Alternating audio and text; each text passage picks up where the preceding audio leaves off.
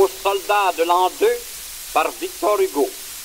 Ô soldats de l'an 2, ô guerre, épopée, contre les rois tirant ensemble leurs épées, Prussiens, Autrichiens, contre toutes les Tyres et toutes les Sodomes, contre le Tsar du Nord, contre ce chasseur d'hommes suivi de tous ses chiens, contre toute l'Europe avec ses capitaines, avec ses fantassins couvrant au loin les plaines, avec ses cavaliers tout entières, debout comme une hydre vivante, ils chantaient, ils allaient, l'âme sans épouvante et les pieds sans souliers.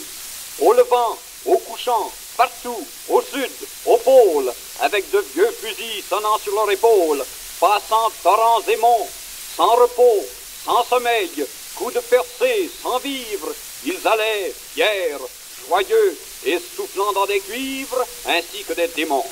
La liberté sublime emplissait leurs pensées, flotte prise d'assaut, frontières effacées sous leurs pas souverains. Ô France, tous les jours c'était quelque prodige, choc, rencontre, combat, et Joubert sur l'Adige, et Marceau sur le Rhin.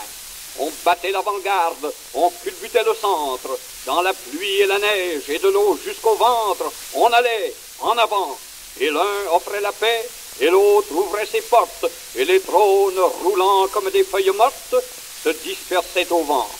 Oh, que vous étiez grands au milieu des mêlées, soldats, l'œil plein d'éclairs, faces échevelées, dans le noir tourbillon, ils rayonnaient, debout, ardents, dressant la tête, et comme les lions aspirent la tempête quand souffle l'aquilon, eux, dans l'emportement de leurs luttes épiques, ivres, ils savouraient tous les bruits héroïques, le fer heurtant le fer, la Marseillaise ailée et volant dans les balles, les tambours, les obus, les bombes, les cymbales, et ton rire, ô Kléber. La Révolution leur criait, volontaires, mourez pour délivrer tous les peuples vos frères. Contents, ils disaient oui. Allez, mes vieux soldats, mes généraux imberbes, et l'on voyait marcher ces va-nu-pieds superbes sur le monde ébloui. La tristesse et la peur leur étaient inconnues. Ils eussent, sans nul doute, escaladé les nus, si ces audacieux, en retournant les yeux dans leur course olympique, avaient vu derrière eux la grande République, montrant du doigt les cieux.